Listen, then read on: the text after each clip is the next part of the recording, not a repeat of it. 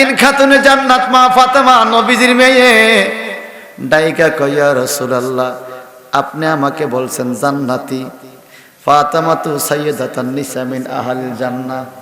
মা ফাতেমা হইল জান্নাতি নারীদের সরদার। আল হাসান ওয়াল হুসাইন সাইয়্যিদা শাবাব মিন আহলিল জান্নাহ। ফাতেমার সন্তান হাসান হুসাইন জান্নাতি যুবকদের সরদার। সুবহানাল্লাহ বলেন। হায় হায়, জান্নাতের সরদার দুইজন মাওলা আলীর ঘরে। নারীদের সরদার ফাতেমা মাওলা আলীর ঘরে, পুরুষের সরদার হাসান হোসেন মাওলা আলীর ঘরে। সুবহানাল্লাহ বলেন। খাতুনে জান্নাত ডাইকা কয় ইয়া রাসূলুল্লাহ, নবী আমার, আপনি আমার একটা তথ্য দেন, সে কি? আমার সাথে জান্নাতে যেই নারী থাকবে এমন দুই একজন নারী দুনিয়াতে এখন বেঁচে আছে কিনা? সুবহানাল্লাহ। আর সবাই করে আমার নাই বলে আছে। হুজুর আমি একটু দেখা করতে চাই, ওই মহিলার সাথে দেখা করতে চাই। ঘটনাটা এমন পাওয়া যায়, খাতুনে জান্নাত ফাতেমাকে দিনের নবী বললেন, অমুক বাগানের কাছে, পাহাড়ের কাছে একটা কাঠের গাছ আছে, বাগান আছে, ওই বাগানের ভিতরে একটা খাজুর পাতার ঘর আছে। গরিব সেই মহিলা ওই ঘরের ভিতরে বাস করে। তুমি যাইও, ওখানে যাইয়া দেখে আইসো, তোমার সাথে যে জান্নাতে যাবে সে কাঠুরিয়ার স্ত্রী। স্বামী কাঠ কাইটা বাজারে কাঠ বিক্রি কইরা খানা কিনে, এমন গরিব কাঠুরিয়ার স্ত্রী তোমার সাথে জান্নাতে যাবে। খাতুনে জান্নাত মা ফাতেমার মনের মধ্যে চিন্তা ঢুইকা গেল, আমি রহমতাল লিল আলামিনের মেয়ে, আমার সাথে বেলে কাঠুরিয়ার বিবি জান্নাতে থাকবে, এমন কোন আমল সে করেছে আমি তাকে যাচাই করতে হবে। যাদের জবান আছে বাজান গভীর রাত্রে আল্লাহকে খুশি করার জন্য চিৎকার দিয়ে কি বলা যাবে? আল্লাহু আকবার। আরো জোরে করে আল্লাহু আকবার। পরের দিন সকালবেলা রওনা হইলেন মা ফাতেমা। যাইতে যাইতে যাইতে যাইতে ওই কাঠুরিয়ার স্ত্রীর ঘরের পাশে যায় দাঁড়াইয়া শুনতেছে। কাঠুরিয়ার স্ত্রী দরজা বন্ধ করে কোরআন তেলাওয়াত করে। সুবহানাল্লাহ। কোরআন শরীফ পড়ে। বলেন তো বাজান, আমাদের মা বোনদের অনেকে এখনো আছে, যত কাজ থাকুক, সকালে হোক বিকালে হোক রাত্রে হোক, একটা পৃষ্ঠা কোরআন শরীফ হইলেও পড়ে। এরকম কিছু মা বোন আছে কিনা বলেন? মাওলায়া সাল্লি ওয়া সাল্লিম দাইমান আবাদান আলা হাবিবিকা। কেরে আমায় গোসল দিবে রে দয়াল, বড়ই পাতার জলে, কি জানি কি আমল করলাম গো আমি, সব বুঝি বিপলে। কি জানি কি আমল করলাম গো আমি, সব বুঝি বিপলে। মরার পরে ছায়া দেখব গো দয়াল, নাই কোন সম্বল, শীতের দিনেও দিবে না রে দয়াল, কবরে কম্বল আমায়, শীতের দিনেও দিবে না রে দয়াল, কবরে কম্বল। আপন আপন যারা ছিল ও দয়াল সবই হইবে পর, ঠিক কিনা? আপন আপন যারা ছিল রে দয়াল সবই হইবে পর, সাদা কাপন পরাইয়া রে আমায় সাজাইবে বাসর সেদিন, সাদা কাপন পরাইয়া রে আমায় সাজাইবে বাসর। কি জানি কি উপায় হবে রে আমার, কি বা সর্বনাশ, আপন বলতে পাবো শুধু গো দয়াল, কয়টা টুকরা বাঁশ আমি কবরেতে পাবো শুধু গো দয়াল, কয়টা টুকরা বাঁশ। কথা কন ঠিক কিনা? আমার নাকে কানে তুলা দিয়া গো দয়াল,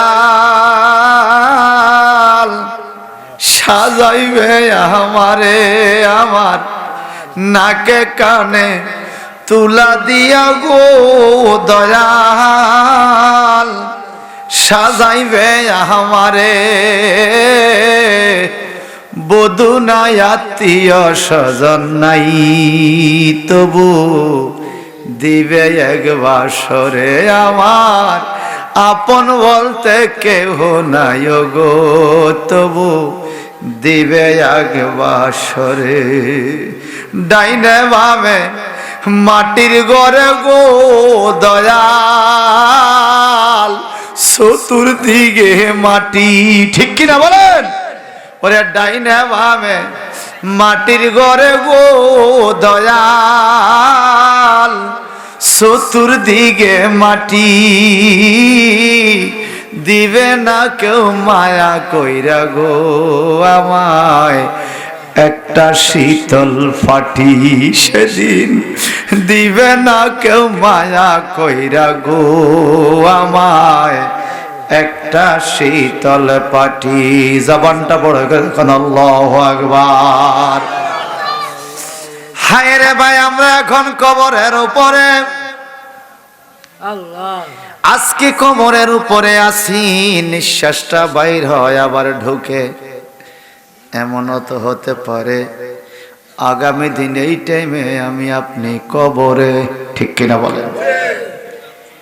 একটু আগে খবরে দেখলাম আগামী দিন যেখানে আমার মাহফিল 300 ফিট কাঞ্চন ব্রিজের কাছে, ওইখানে অ্যাক্সিডেন্টের সাথে সাথে কয়েকটা লোক মারা গেল।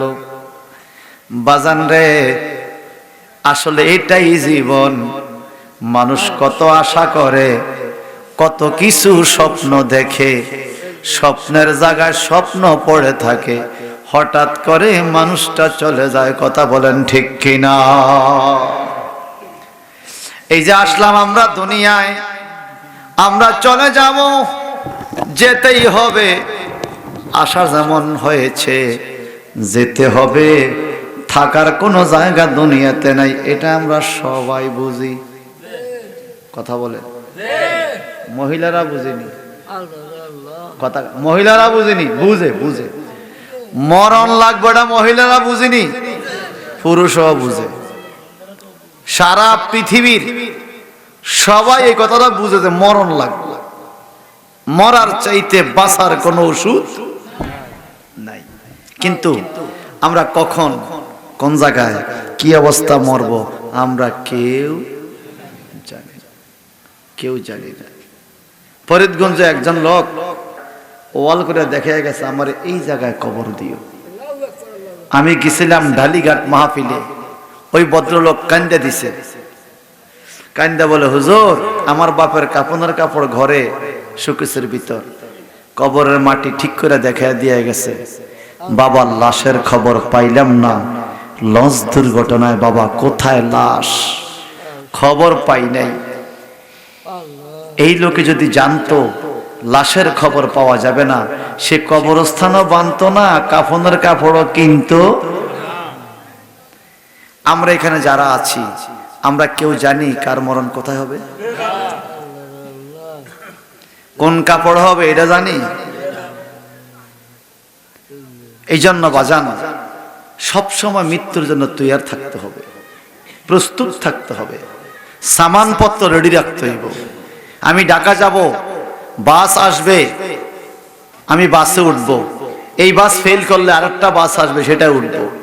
আমি টাকা দিলে বাস আমার জন্য 1-2 ঘন্টা অপেক্ষা করবে, আমি জিনিসপত্র রেডি করতে সময় লাগবে, তাই গাড়ি আমার জন্য বসে থাকবে। মৃত্যু যখন আসবে, একটা সেকেন্ড মৃত্যু আমার জন্য অপেক্ষা করবে না। আমার রেডি থাকুক না থাকুক, এই গায়ে যা আছে তা লইয়া। কথা বলেন ঠিক কিনা? সেই মৃত্যুর কোনো কথাই বর্তমান বিশ্বের মানুষ কেন জানি স্মরণ করে না। সে মরণকে স্মরণ করেই আজকের এই মাহফিল। মৃত্যুর পরে আমাদের অবস্থা কি হবে, আমরা কিভাবে চলতে হবে, এই নিয়ে তো কথাবার্তা, ঠিক কিনা? বলেন তো বাবা, এই জবানের মালিককে? আমার নবীজি বলেন, যাদের জবান আছে, আস্তে কথা কন, যাদের জবান আছে, যাদের জবান আছে, জবান থেকে জিকির করে না, নবী বলেছেন কাল মাইয়েতে সে যেন মরা। আর যাদের জবান থেকে জিকির করে, আমার নবী বলছেন মইরা গেল কাল হাইয়ে সে যেন জীবিত। বাজান রে, রুহের খোরাক হইল জিকির। নিশ্চয় আপনারা জিকির করেছেন। এই গভীর রজনীতে এখন যত ভালো করে আমরা ওয়াজ করি ভালো লাগবে না। অনেকের চোখের মধ্যে ঘুমাইয়ে গেছে, কিন্তু চিন্তা করে দেখেন তো বাজান, আপনি ঘুমাইলে হয়তো সকাল, যদি আপনার রুহ চলে যায় হবে পরকাল। সকালবেলা জাগ্রত হইলে সূর্যের আলো দেখবেন, জাগ্রত না হইলে কবরের আযাব শুরু হয়ে যাবে। এই আযাবগুলো দূর করার জন্য আর আমাদের জীবনের গুনাহ মাপ নেওয়ার জন্য, এই কলবটাকে পবিত্র করার জন্য একটা মেশিন আছে বাজান। আমার নবীজি বলছেন প্রত্যেকটা যন্ত্র পরিষ্কারের একটা মেশিন আছে। ওই মেশিনটার নাম হইল আরেকটা মেশিন, যেমন লোহার জংজরাইতে হাতুড়া দিয়ে ফিরাইতে হয়, এই কলমটা একটা মেশিন। এই মেশিনটা পবিত্র করতে হলে যন্ত্র লাগে, এই যন্ত্রের নাম হলো জিকির। যদি বলেন হুজুর কলব আবার পবিত্র হয় না কেমনে, কলব কি নাপাক হয়? আমার নবীজি বলেন যখন বান্দা গুনাহ করে কলবের মধ্যে কালো কালো দাগ পড়ে, কালো কালো দাগ পড়ে। এই কালো দাগগুলো পড়তে পড়তে পড়তে পড়তে এক সময় কলবটা বাতিল হইয়া যায়। ইজা জাকারা সুবহানাল্লাহ কোন। আল্লাহর নবী বলেন ইন্না শায়তানা জাসিমুন আলা কলবে ইবনে আদম, নিশ্চয়ই শয়তান আদম সন্তানের কলবে সিংহাসন পাতিয়া বসে। ইজা জাকারা খানাসা, যখন জিকির করে গো শয়তানের সিংহাসন ভাঙ্গিয়া যায়। ওয়াইজা গাফালা ওয়াসওয়াসা, একটা মজলিসে সবাই জিকির করে, একজন জিকির করে না, দেখবেন বৈশা রয়েছে।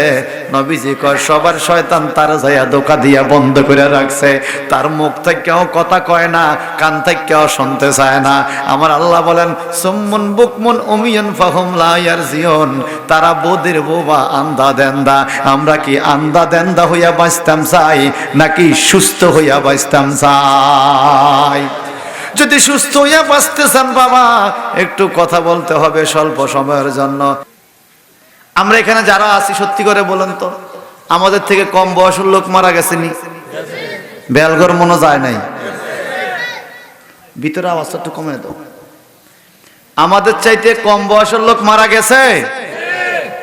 তা আমরা আল্লাহর কাছে শুকরিয়া যে আল্লাহ যে আমার পরে আইলো দুনিয়ায়, সে আমার আগে গেছে, তুমি আমার এখনো রাখছো, সময়টা কেমন লাগান লাগেনি? এরে বাজান আমার আল্লাহ কোরআনে বলেছেন ফাজকুরুনি আযকুরুকুম, তোমরা আমার জিকির করো আমি তোমাদের জিকির করব। এখন জিকিরের পদ্ধতি কি বাজান? শুধুমাত্র আল্লাহ আল্লাহ জিকিরের নাম শুধু জিকির নয়, আসসালাতু যিকরিল্লাহ, আসসালাতু যিকরুল্লাহ, নামাজ হইল আল্লাহর জিকির, আল হাজ্জু যিকরুল্লাহ, হজ হইল আল্লাহর জিকির, as-সাদাকাতু যিকরুল্লাহ, সাদকা হইল আল্লাহর জিকির। যত ইবাদত করবেন সব ইবাদত আল্লাহর জিকির। সুবহানাল্লাহ। ওরে আমার বেলগড়ের মা বোনরা ভালো করে শোনেন গো,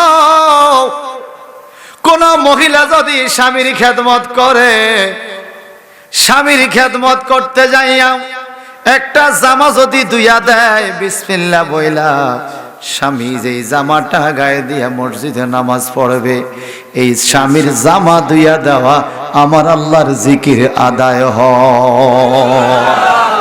চিন্তা করতে পারেন, স্বামীর জামা দুইবে, জিকির আদায় হবে আল্লাহর। কারণ স্ত্রী নিয়ত করছে মাওলা আমার স্বামী এই জামাটা গায়ে দিয়া মসজিদে যাবে, নামাজ পড়বে, আমার স্বামী নামাজ পড়ে সওয়াব পাবে, এই জন্য আমিও জামাটা দিয়া দিলাম। আর অন্য হাদিসের মধ্যে রয়েছে, এ বেলগরে মা বোনরা ভালো করে শোনেন গো, আপনি যদি মহব্বত করেন আপনার স্বামীর একটা জামা দিয়া দিতে পারেন, সারা পৃথিবীতে যত জায়গায় চন্দ্র সূর্যের আলো পড়ে তত জায়গার মাটি দোয়া করে, আল্লাহ এই মহিলাটার গুনাহগুলো মাফ করে দাও। বড় করে বলুন সুবহানাল্লাহ। স্বামীর জামা ধুইলেও লাভ না লস, কিন্তু আফসোস লাগে বাজান, ফোসমায়া মাঘমায়া ঠান্ডা। আপনি শুনছেন আজকে জামা ধুয়ে দিলে সওয়াব হবে, সকালে যায় যদি 10টা শার্ট আর পাঞ্জাবি গামছা গেঞ্জিলাম, এখন হুজুরে কইছে সওয়াব হইব, কোনো কথা নাই দুইয়ালা। আমের বেগমও কইব হুজুর রে কে কইছে চৈত মায়া ও শীত মাসে করতো, শীতের দিনে এত জামা করতে দেওয়া যায় না। এখন আপনি চিন্তা করতে হবে আপনার বিবি সুস্থ না অসুস্থ, ভালো আছে না অসুস্থ আছে। ওরে বাজান, সবসময় তো মা বোনরা ঘরের কাজ করে, আমরা স্বামীরাও ঘরের কাজে সহযোগিতা করা দরকার, ঠিক কিনা বলেন? একটু চিন্তা করে দেখেন তো বাজান, একটা ডিম যদি আমরা রান্না করতে যাই, একটা ডিম ভাজি করতে গেলে কত কষ্ট, কথা কোন ঠিক কিনা? একটা ডিম ভাজি করতে গেলে আমার কান্নায় চলে আইয়ে, 2-1 দিন যদি বেগম বাসায় না থাকে, রান্না যে কত কষ্ট স্বামী টের পায়, কথা ঠিক কিনা বলেন? এমনি কিন্তু আমরা খুব বকাবকি করি, এই কি কাম করো, রান্ধন ছাড়া কোনো কাম আসেনি, রান্ধন ছাড়া কোনো কাম নাই, আপনার রান্ধি সানিয়ানো কতটি কাম, এই কথা কোন ঠিক কিনা? কত রকমের বেজাল রে ভাই রান্না করে। আমি একদিন ডিম ভাজি করতে গেলাম, অনেক কষ্টে ডিম ধরে ভাঙ্গে ছিঁড়ে লাইন করলাম, পেঁয়াজ কাটলাম, হলদির গুঁড়া দিলাম, লাগে তো ধনিয়া পাতা দিয়ে মাইকা দিলাম। এখন ডিম দিমু চুলার ছায়া দেই, মেজবাতি উদয় রয়েছে, চুলার মধ্যে যে গ্যাসে মেজবাতি আগুন দিমু, এইটা ধরে না, এইটা চিন্তা করলাম আল্লাহ এরা কত কিছু নিয়ন্ত্রণ করে। আলহামদুলিল্লাহ বলে, এটা কিন্তু সম্পূর্ণ আল্লাহর দয়া। কার দয়া? উপর রাগ করবেন না, মাঝে মাঝে দেখবেন ওরা কিছু কাজ ভুল করে, ভুলে যায়, ভুল হয়ে যায়। আরে ভাই 10টা কাজের মধ্যে একটা ভুল হতে পারে। তো আমি আপনার গাড়ি চালাইছি, কাজ একটা, মাটি কাটতাম গেছি, কাজ একটাই, জমি নিয়ে গেছি, কাজ একটা, কিন্তু আপনার বেগম কতগুলো কাজ করে দেখেন তো।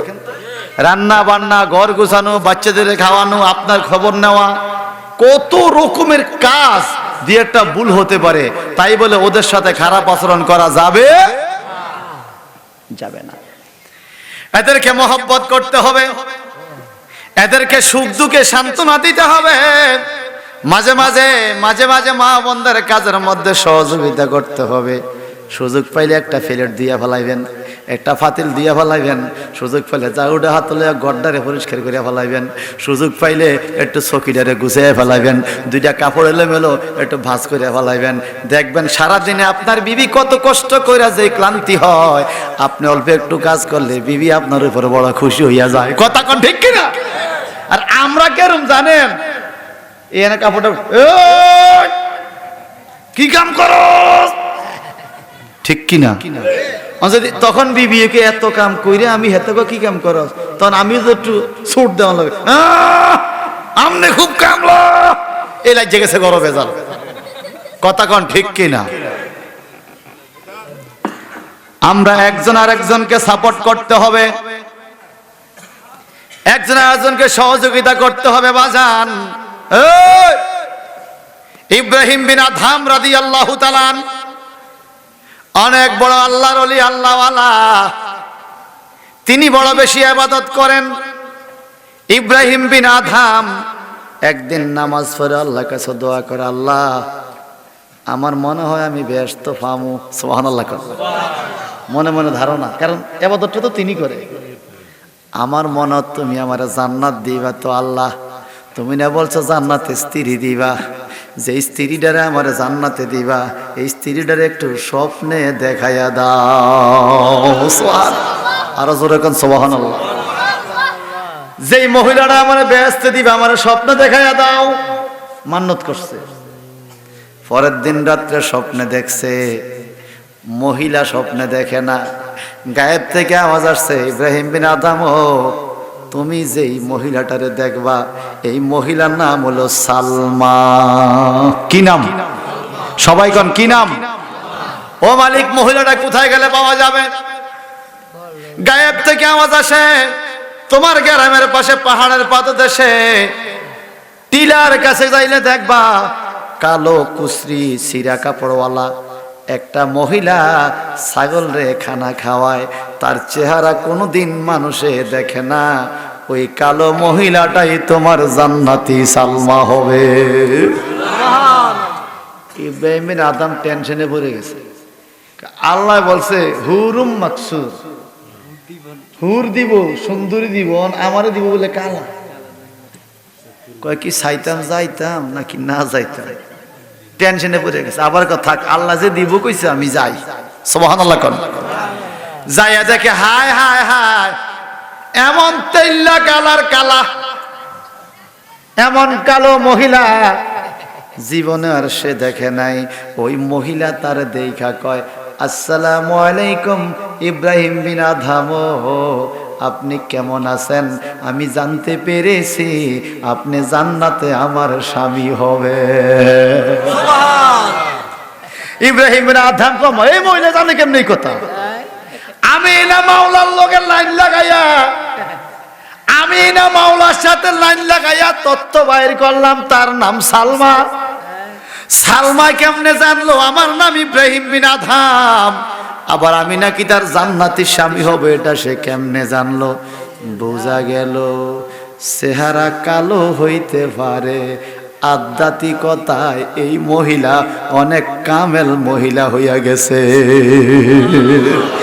বড় করে কেন সুবহানাল্লাহ।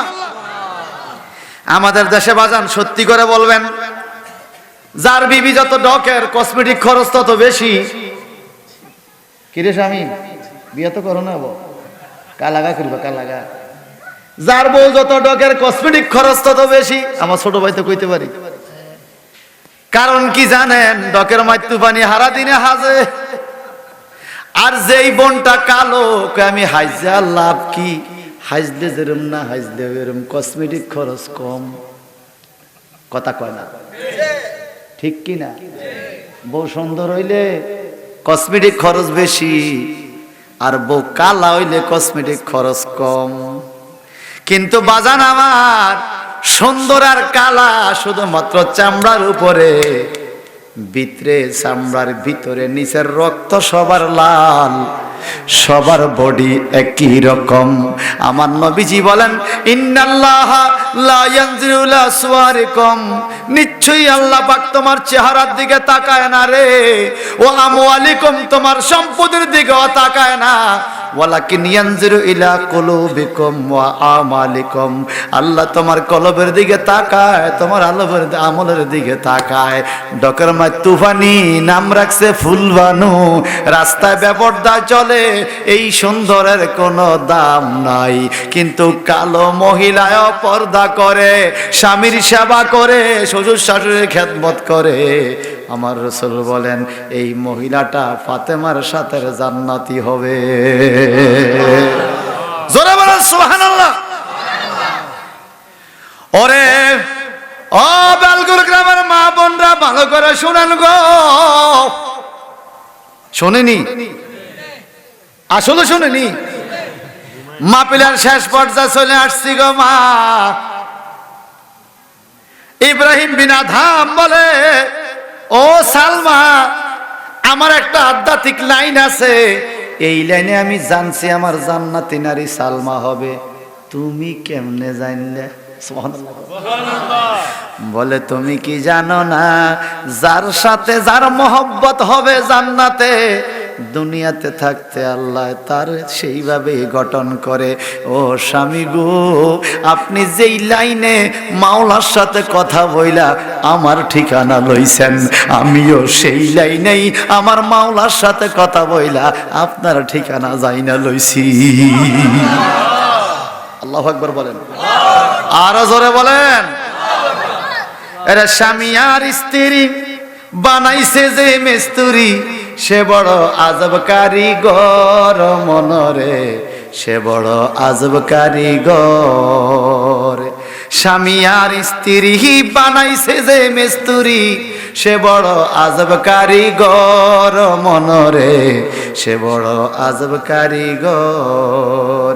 ওরে বাড়ির পাশের মোল্লা নিয়া দিল রে কলমা পড়াইয়া, দিছিনি?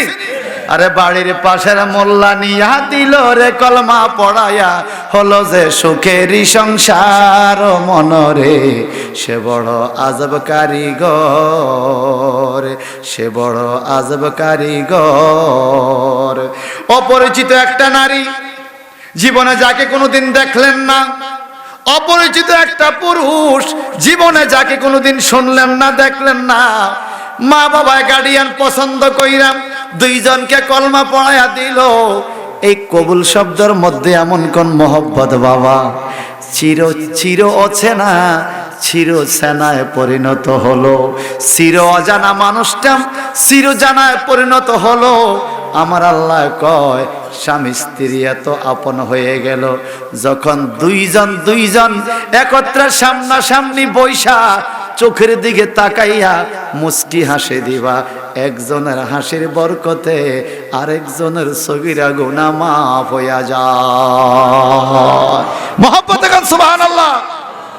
এইবার বলেন আপনার দ্বারের কাছে ফার কাছে নি কথা কোনা? আমি প্রত্যেকদিন যাই, তো প্রত্যেকদিন আমি যাই। এখন ডুমুরিয়া মাদ্রাসা আই না, তো যাইতো একবার যাওয়া হয়, আইতো রে। আরেকজনের বিবির দিকে তাকাইয়া মুস্কি হাসি দিলে কি গুনাহ হইব না? গুনাহ মাফ হইব? জোরে বলেন। আবার আরেকজন পরপুরুষের দিকে তাকাইয়া মহিলা হাসলে কি গুনাহ বাড়বে না কমবে? কথা কন না। ইব্রাহিম বিন আদহাম কয় সালমা গো সালমা, এই গ্রামে সালমা আসেনি কে জানি? আসেনি? ও সালমা তোমার নামটা বড় দামি গো, খবরদার বেপরদায় যাওয়া যাবে না। সুন্দর সুন্দর নামদারি নারীদেরকে আল্লাহ পাক কিয়ামতে ওই সুন্দর নামদারি আল্লাহওয়ালা মহিলাদের সাথে ডাক দিবে। সুবহানাল্লাহ। নামের বরকতও কিয়ামতে পার হবে, ঠিক কিনা বলেন? ও সালমা কি আমি না আধ্যাত্মিক লাইন জানলাম, তুমি কেমনে জানলা? আমি বেশি আবাদত করি না, ছাগল রে খানা খাওয়াই, গরিব মানুষ, তো তুমি কেমনে জানলা? কয় ও ইব্রাহিম বিন আদহাম, আমি কালো হইতে পারি, আমার চেহারাটা কোনোদিন কোনো পরপুরুষে দেখাই নাই।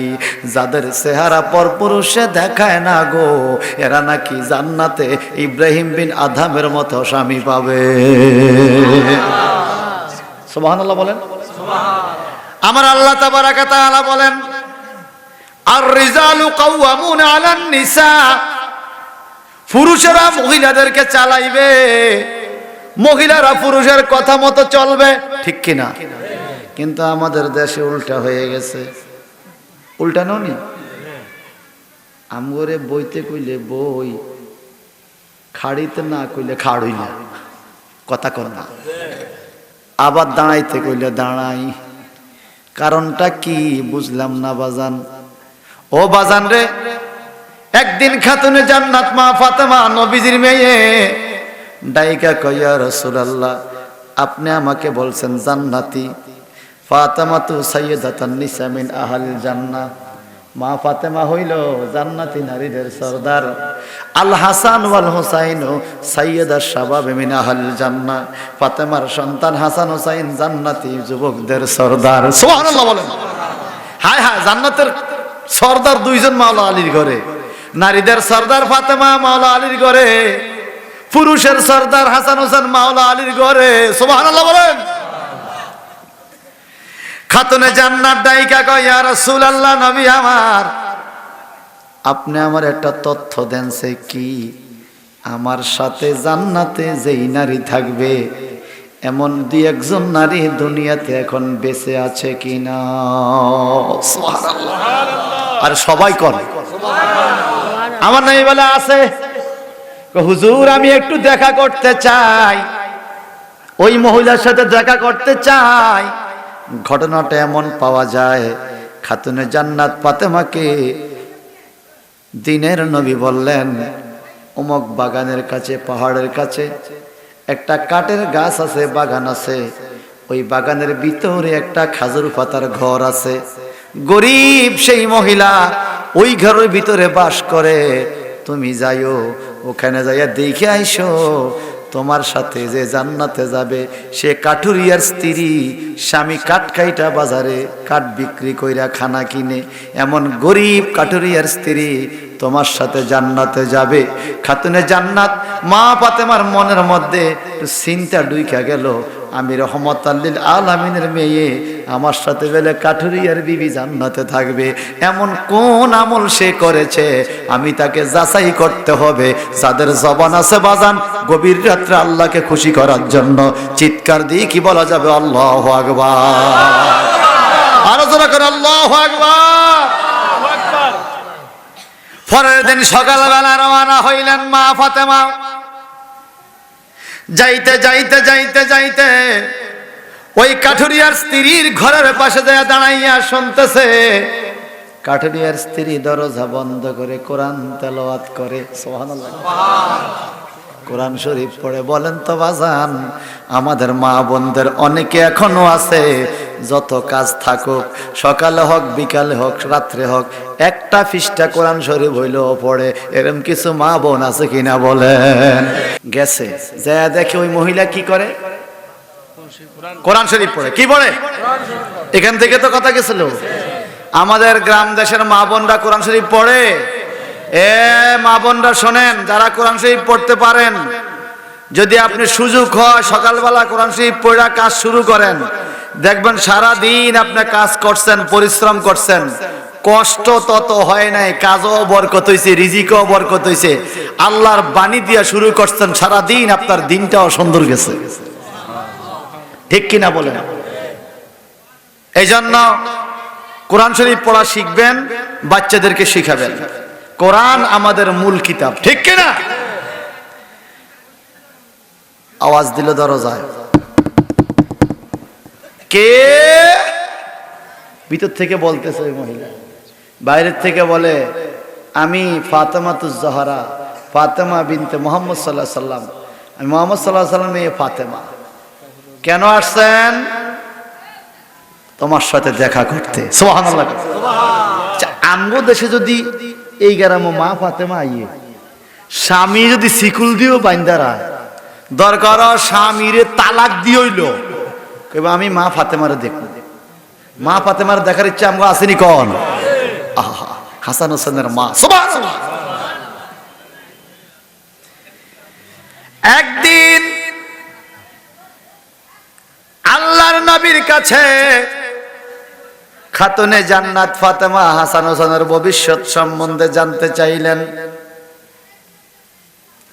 আমার নবীজি বললেন তাদের ভবিষ্যৎ ভালো, তারা দুইজনে শাহাদাতের পেয়ালা পান করবে। সুবহানাল্লাহ বলেন। মা ফাতেমা বলে, শুকরিয়া, যদি আপনার উম্মতের জন্য আমার সন্তানদের রক্ত দিয়া হলেও আপনার উম্মতকে আল্লাহ পাক জান্নাতি করে, আমি ফাতেমা তাতেই খুশি। সুবহানাল্লাহ।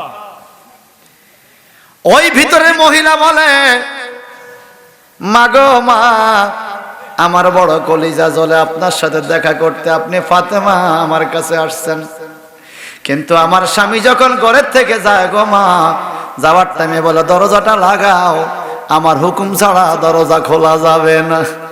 মাগো মা, দরজা বন্ধ আছে, আমার স্বামীর হুকুম তো নাই, আমার স্বামী কাঠ কাটতে জঙ্গলায় চলে গেছে, স্বামী হুকুম না দিলে তো দরজা খুলতে পারি না। ও গো মা, মা গো, আপনি মন খারাপ করবেন না, দয়া করে মনে কষ্ট নিবেন না, আজকে চলে যান, স্বামী যখন বাড়িতে আসবে রাত্রে আমি অনুমতি নিয়ে রাখবো, দোহাই দিলাম আগামী দিন সকালে আসিয়েন, আমি আপনার সাথে সকালে দেখা করব, স্বামীর অনুমতি লইয়া। একটু জবানটা বড় করে কোন আল্লাহু আকবার। মা ফাতেমা পরের দিন গেছে, রাত্রে ওই মহিলা অনুমতি লইছে, ফাতেমার দিকে না হয়েছে তো, তা আপনার অনুমতি ছাড়া দুয়ার খুলি নেই, আপনি অনুমতি দেন, সকালে মা আইব। ঠিক আছে, অনুমতি দিলাম।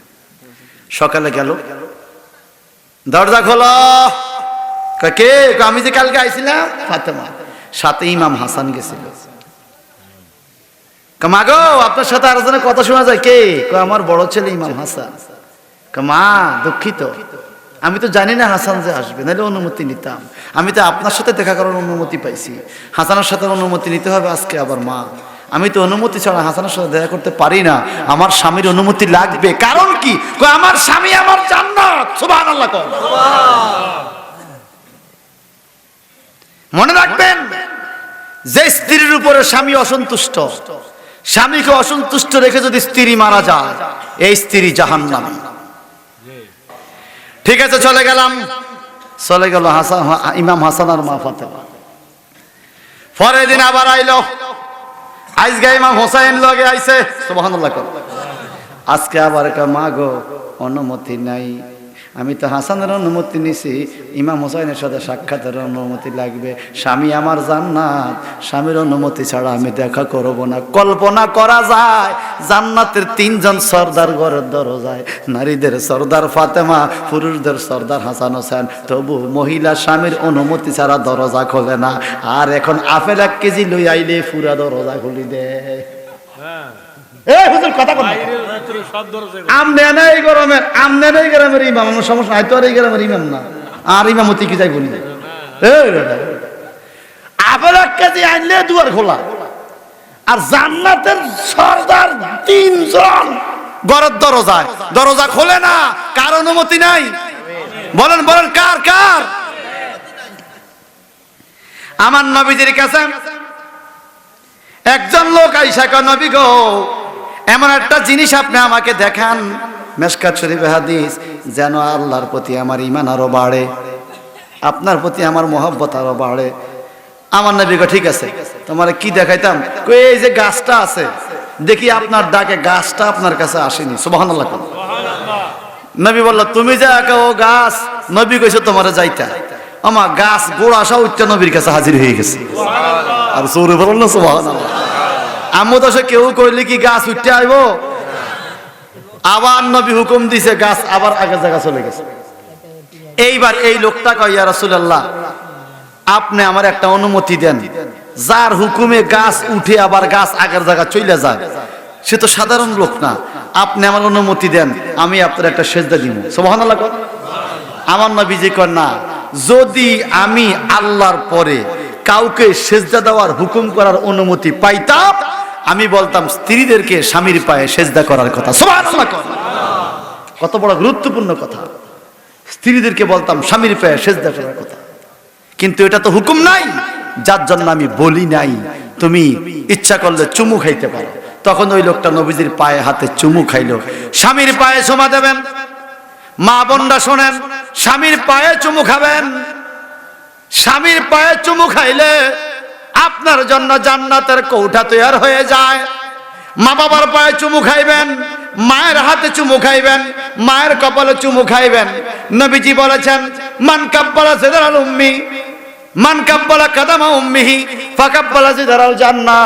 যেই ব্যক্তি মায়ের পায়ে চুমা দিল, তার চুমাটা যেন জান্নাতের চৌকাঠে যায় পড়লো। সুবহানাল্লাহ। মাকে সম্মান করবেন, মাকে খেদমত করবেন। ফাতেমা রাদিয়াল্লাহু তাআলা আনহাকে বলেন, 3 দিন পর্যন্ত অপেক্ষা করলাম, কে জান্নাতে আমার সাথী হবে। এই নারীকে দেখতে পাইলাম না, স্বামীর হুকুম ছাড়া সে দেখা করবে না। আসলেই তো নবী এমন একটা মহিলার কথাই বলল যে 100% স্বামীর হুকুম মানিয়া চলে। ও নারী গো, আমি আর আসবো না। রাগ করছেন বুঝি? আসলে আমার স্বামীর অনুমতি নাই। কয় না, রাগ করি নাই, তোমারে আমলের উপরে আমি খুশি হয়েছি, দুনিয়াতে দেখার দরকার নাই গো। ও কাঠুরিয়ার বিবি, তোমার সাথে দেখা হবে জান্নাতে। চিন্তা করছেন? এই ঘটনার থেকে শিখার বিষয় আছে কিনা বলেন? আছে কিনা বলেন? আল্লাহ তুমি আমাদের সবাইকে কবুল করো। আরো জোরে বলেন আমিন। স্বামী স্ত্রী কখনো ঝগড়া করবেন না বাজান। ঝগড়া করলে সংসারে শান্তি আসে না। আল্লাহর হাবিব মসজিদে নববী থেকে খাতুনে জান্নাত মা ফাতেমার ঘরের দিকে নজর দিতেন, আর তাকাইয়া দেখতেন আসমান থেকে ডাইরেক্ট নূরের ঝলক, রহমতের ঝলক ফাতেমা আর আলীর সংসারের সালের উপরে পড়ে। সুবহানাল্লাহ। মহব্বতের সংসার, ভালোবাসার সংসার, আন্তরিকতার সংসার, শ্রদ্ধাবোধের সংসার, সম্মানবোধের সংসার, ইজ্জত করার সংসার।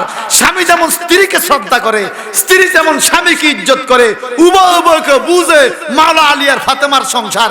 ডাইরেক্ট আসমান থেকে রহমতের আলো নবী দেখতেছে, আলীর ঘরে সালে পড়তেছে। নবীজি সবসময় মসজিদে গেলে তাকাইতেন ফাতেমার ঘরের দিকে, জি তো সুবহানাল্লাহ। আর মা ফাতেমা কেমন জি ছিলেন, আমার নবীর কাছে যখন ফাতেমা আসতো, ফাতেমার সম্মানে নবী দাঁড়াইয়া যেতেন, দাঁড়াইয়া ফাতেমার কপালে চুমু খাইতেন। আর আমার নবী যখন ফাতেমার কাছে যাইতো, নবীর সম্মানে ফাতেমা দাঁড়াইয়া যাইতেন, আমার নবীর কদমে ফাতেমা চুমু খাইতেন। প্রশ্ন করা হলো, নবী গো আপনি ফাতেমার কপালে এত চুমু দেন, জি হইল হইছে, এত আদর করুন লাগে। আরে তোমরা জানো না, ফাতেমার কপালে চুমু দিলে জান্নাতের গ্রাম পাওয়া যায়। সুবহানাল্লাহ বলেন।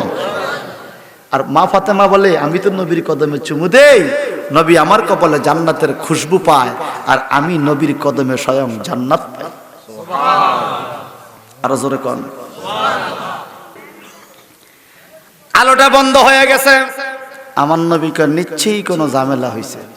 আলো তো বন্ধ হওয়ার কথা, ফাতেমার ঘরের রহমত বন্ধ, এটা কারণ কি?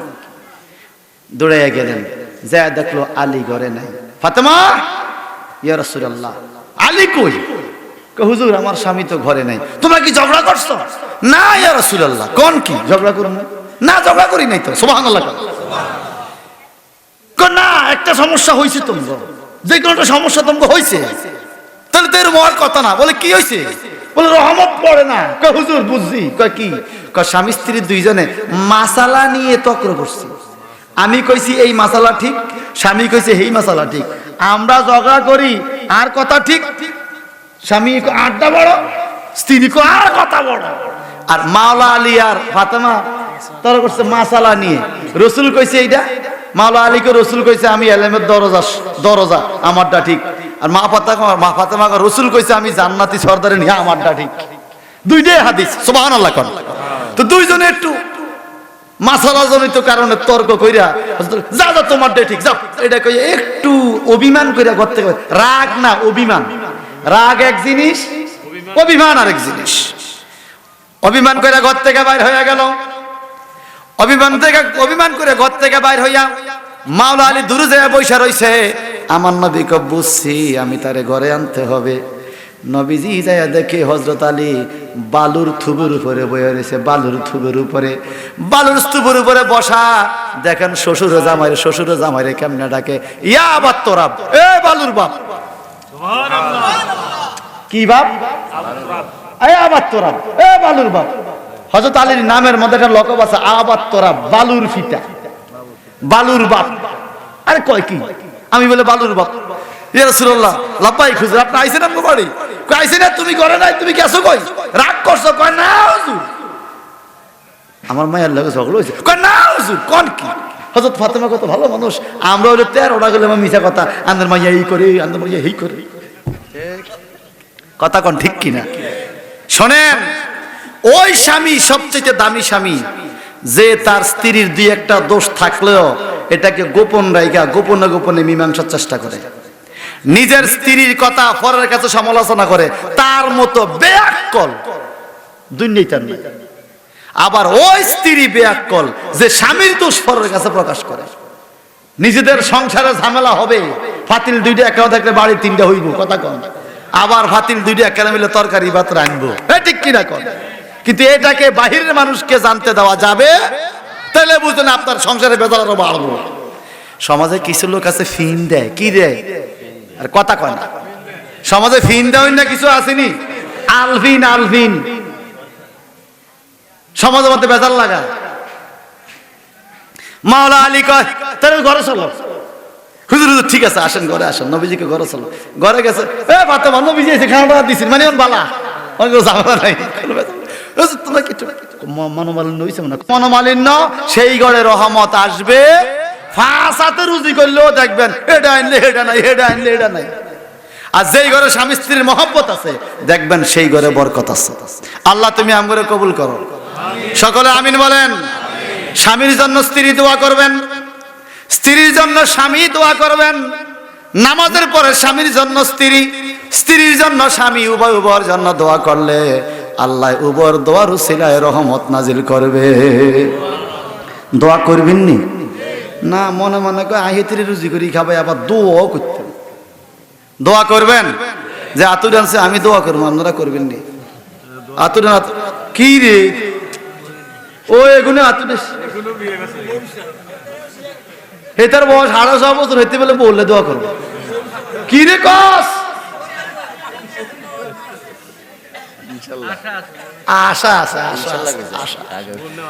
আরে সংসার সংসার কইয়া হবে গো, কইতাম নি এটা কইতে করবে কে কয় কি সংসারের গজলটা কইলে আমার লেখলাম সব মাহফিলে এটা লাগবে, শুনবেন? আমার লাগে কোন একটু আসলে তো সত্যি সংসারের জ্বালা আমি অনেকে আবার অত ডিস্টার্ব হয় না, বলেন সংসার সংসার কইয়া হবে গো, করিলি না বন্দিগি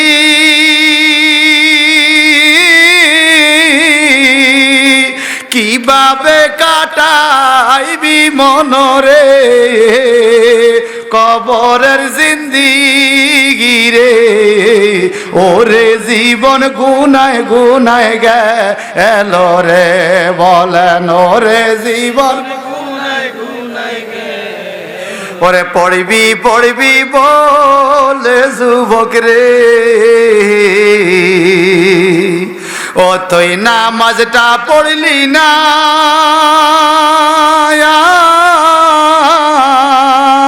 আজরাইল আসিলে শিঘরে সময় তো দিবে না রে, আজরাইল আসিলে শিঘরে সময় তো দিবে না রে, ওরে জীবন গুনায় গুনায় গেল রে, বলেন ওরে জীবন।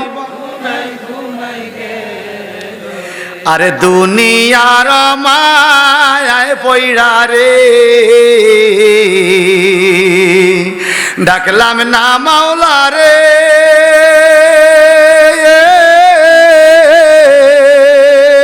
কি জানি কি উপায় হবে রে, অন্ধকার কবরে রে, আল্লাহু আকবার বলেন। ওরে কি জানি কি উপায় হবে রে, অন্ধকার কবরে রে, ওরে জীবন গুনায় গুনায় গেল রে, বলেন ওরে আরে বাড়ির পাশে পুকুর পাড়ে রে, বানবি বাসার গর